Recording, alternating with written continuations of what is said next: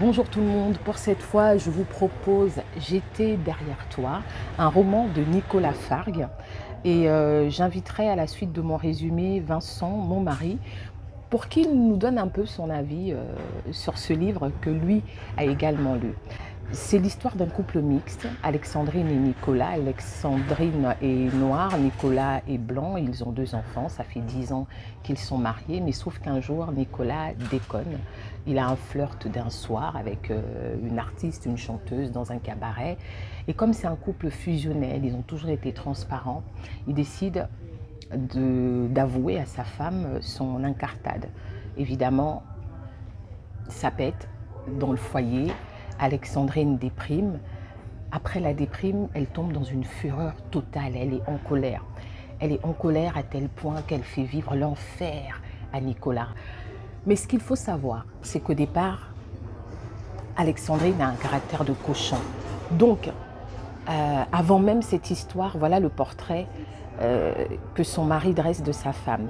Il dit « Alexandrine m'impressionne trop. Elle est trop grande, trop femme, trop froide, trop distante, trop sévère, trop exigeante, trop imprévisible, trop foudroyante, trop punitive, trop crispée, trop perpétuellement insatisfaite de tout, trop orgueilleuse, trop agressive. » Alexandrine le terrorise, on le voit bien au quotidien, même avant qu'il y ait cette situation d'infidélité, mais il admire sa femme. En gros, Alexandrine, c'est une femme castratrice. Tout le long du livre, on se dit, mais comment un homme peut faire pour vivre avec une telle femme? Je ne souhaite en tout cas à aucun garçon, en tout cas à aucun de mes frères, à aucun de mes amis de croiser une telle femme sur son chemin. Une femme dominatrice, une femme qui vous rabaisse sans cesse.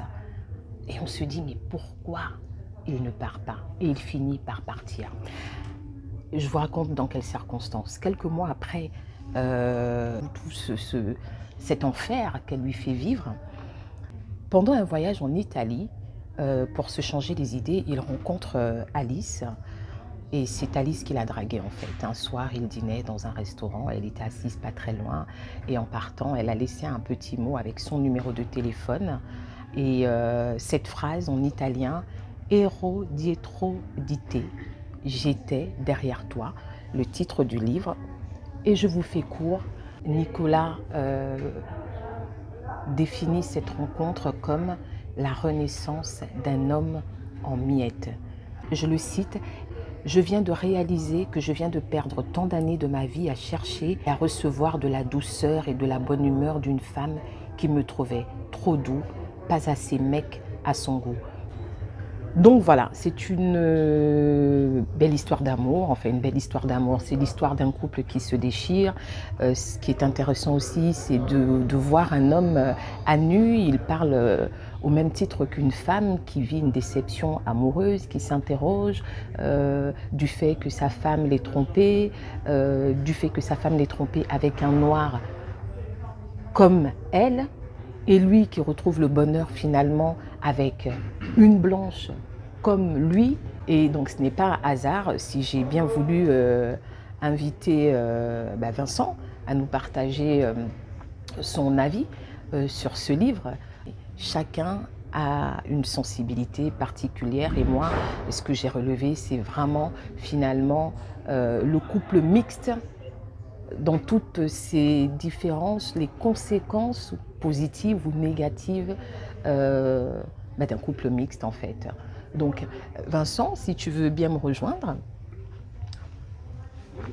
Donc voilà, je ne sais pas si tu as entendu ce que moi j'ai pu dire à propos de ce livre, on en a déjà parlé.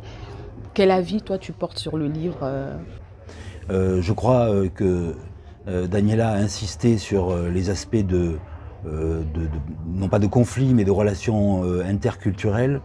Moi, je me situerais peut-être sur un terrain qui est ni en dessus ni en dessous, mais qui est collatéral, qui est sur celui donc de cette éducation sentimentale qui peut relever parfois de facteurs multiculturels évidemment, mais aussi beaucoup de facteurs éducatifs, du bain d'origine, de la soupe originelle dans laquelle on a été élevé à la fois par ses parents, par ses expériences, par le territoire où on est né.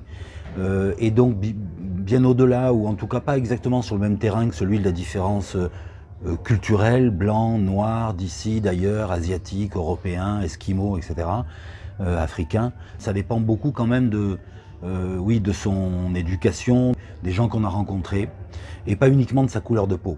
Et ce livre, J'étais derrière toi, Ero dietro di te, en mauvais italien prononcé, est une invitation à réfléchir à ces questions des origines, en fait, de la formation que l'on a reçue, qui est peut-être une formation non désirée, non attendue, non calculée, mais qui est intégrée à sa vie, en fait. Et l'auteur, qui vit actuellement, d'ailleurs à l'heure où on parle, quelque part du côté de la République démocratique du Congo, Nicolas Fargue connaît très bien tout ça.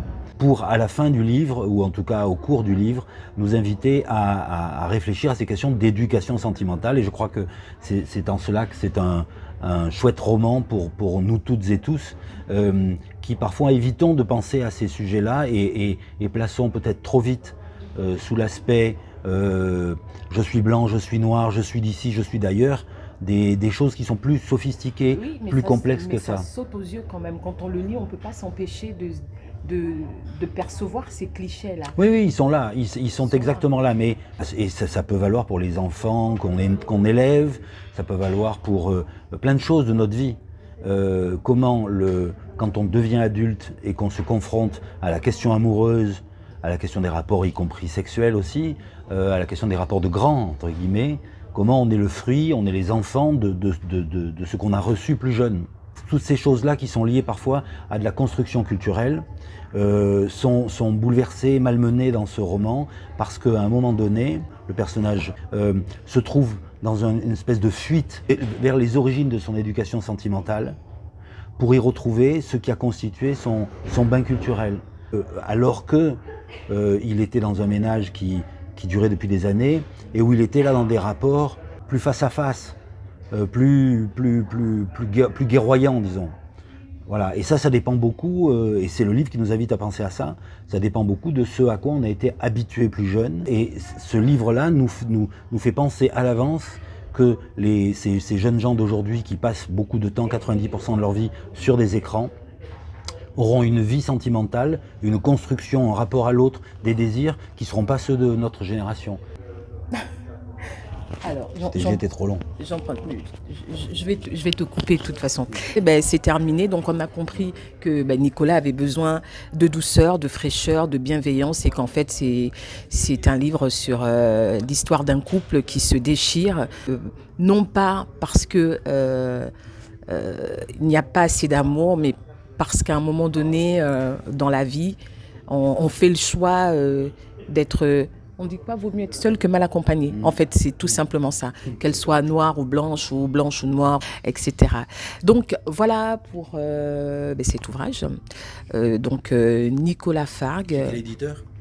J'étais derrière toi, je ne me rappelle plus. Moi non plus. Je crois que c'est Gallimard.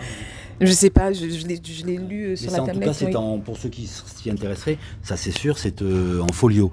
Donc je crois que c'était édité originalement par Gallimard, et c'est chez la collection de poches folio qu'on trouve partout.